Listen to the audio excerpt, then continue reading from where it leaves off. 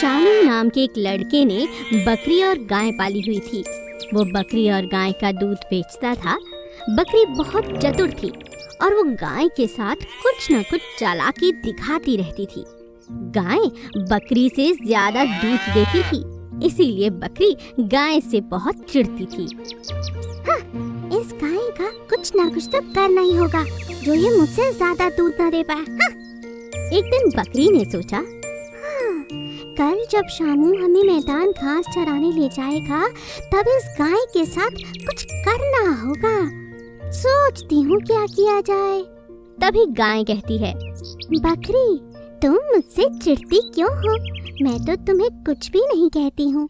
देखो, हम दोनों एक जैसे पशु हैं और भगवान ने हमें मनुष्य के काम आने के लिए बनाया है। इसीलिए हमें अपने कर्म पर ध्यान देना चाहिए, अपने कर्म को खराब नहीं करना चाहिए। हाँ, तुम ज्यादा मत बोलो, मुझे सब पता है। भगवान ने तुम्हें बड़ा बनाया है और मुझे छोटा। हम समान कैसे हुए बताओ? और तुम इतना ज्यादा दूध देती हो, हर कोई तुम्हें प्यार करता है, बल्कि मैं कम दूध देती हूँ और कोई मुझसे प्यार नहीं करता। अगले दिन शामू बकरी और गाय को मैदान में ले जाता है।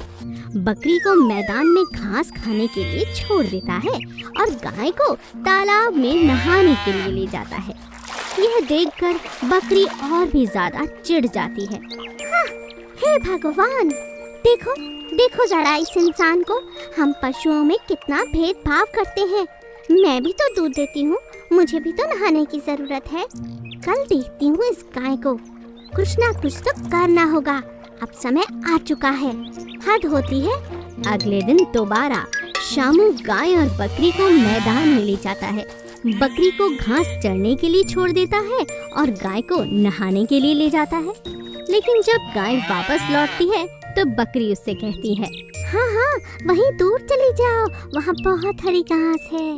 अब इसे घास नहीं मिलेगी और ये भूखी रह जाएगी, तो ये कल दूध कैसे दे पाएगी? हाँ, नहीं दे पाएगी। हाँ।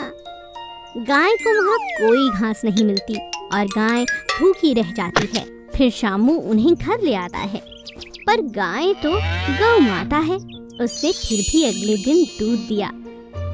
यह देखकर बकरी हैरान रह गई और अपने किए पर बहुत शर्मिंदा हुई। शैतान चूहा और उसका खाना। गोपाल दास अपनी पत्नी चंद्रा के साथ ग्राउंड फ्लोर वाले मकान में रहा करता था।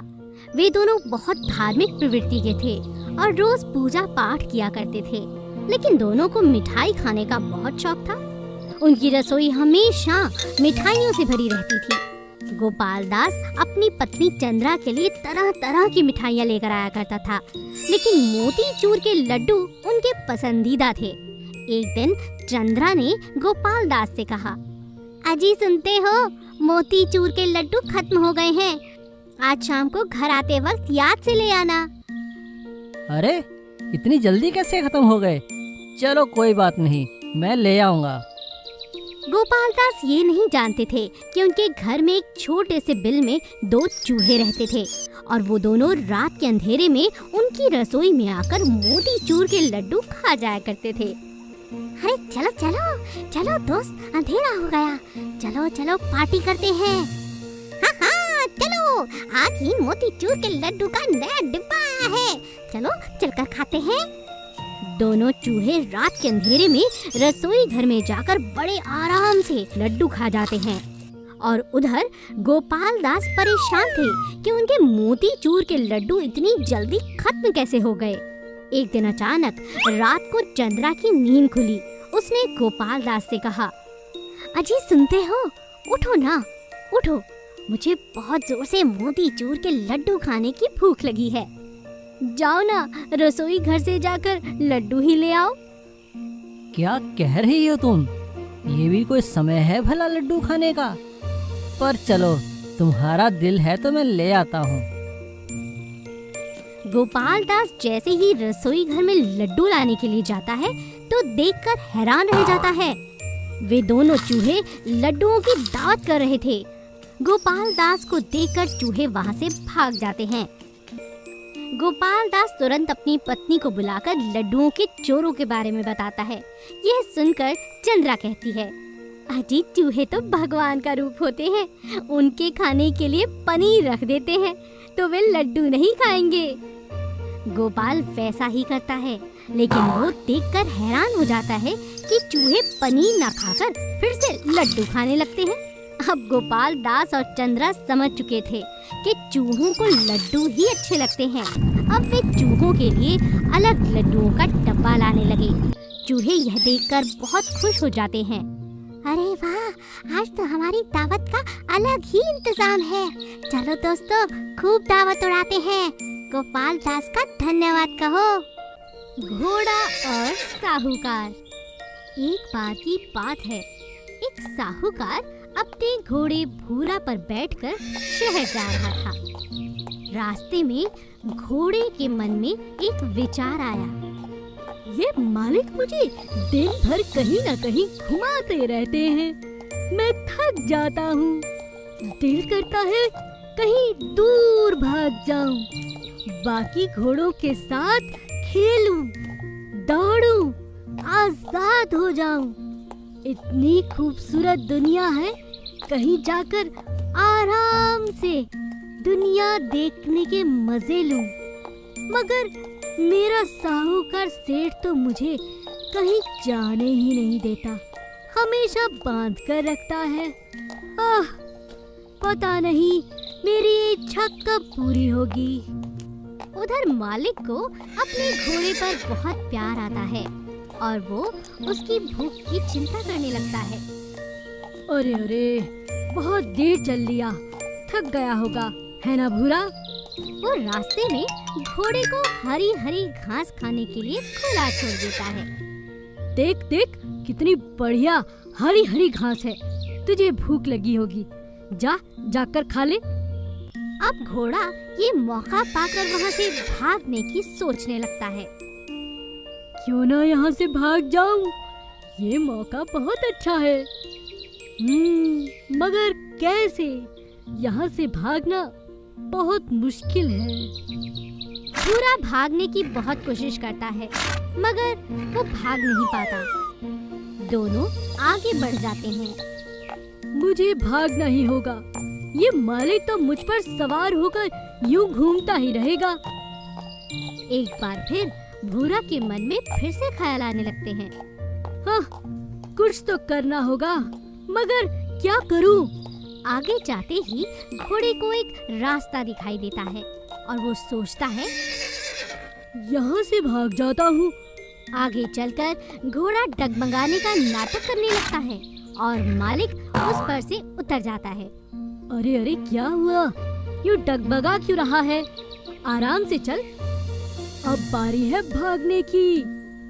जैसे ही भूरा भागता है, मालिक उसके पीछे भागने लगता है। अरे भूरा, भूरा, आगे खाई है, क्या कर रहा है रे तू? अचानक तुझे हुआ क्या है? भूरा नहीं सुनता, उसका मालिक उसे बहुत रोकने की कोशिश करता है। अरे भूरा, रुक जा, मेरी बात सुन। भूरा आगे खाई में गिरने ही वाला था कि अचानक मालिक भागकर उसकी पूंछ खींचता है और उसकी जान बचा लेता है। तभी भूरे को अपनी गलती का एहसास हुआ। ओहो, मैं अपने मालिक के लिए कितना गलत सोचता हूँ। ये तो मुझे बहुत प्यार करता है, मुझे अब दोबारा ऐसी गलती नहीं करनी चाहिए। बेवकूफ मोर। एक जंगल में सोनू नाम का एक मोर रहा करता था।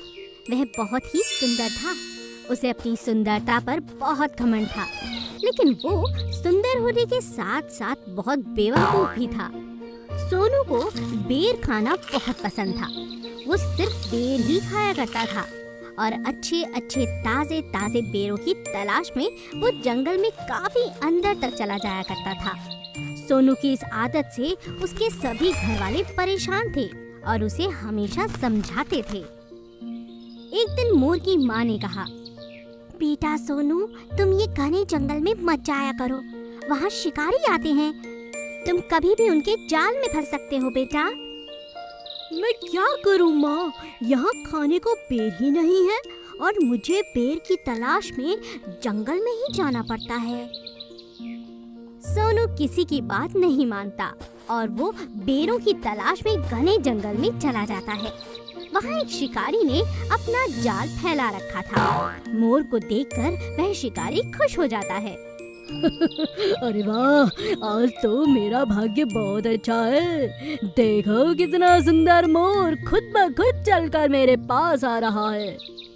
शिकारी ने सोनू मोर को देखते ही उसे पकड़ने के लिए जाल फेंका, लेकिन सोनू उसके जाल में ना फंसकर उसकी पकड़ से बच गया और उड़कर भागने लगा।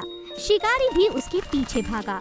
अरे रुको रुको, कहाँ भाग रहे हो? तुझे तो मैं पकड़ ही लूंगा।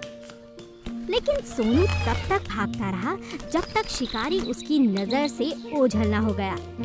लेकिन इस भागम भाग में सोनू को पता ही नहीं लगा कि वो जंगल के किस हिस्से में आ चुका है। चलो अच्छा हुआ जान बची।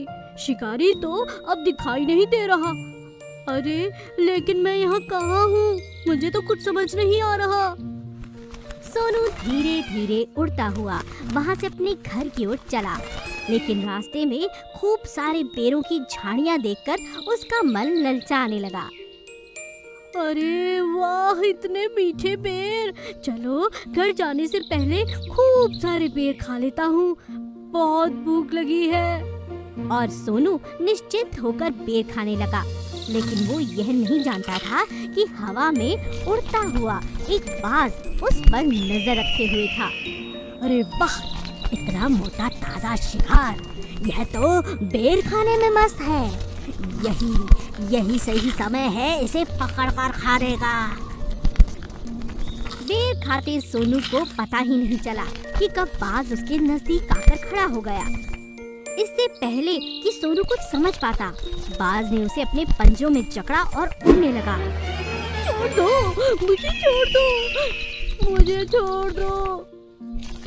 लेकिन बाज ने उसकी एक ना सुनी और उसे मारकर खा गया। इस तरह सोनू को अपनी नासमझी और लालच की वजह से अपनी जान गंवानी पड़ी।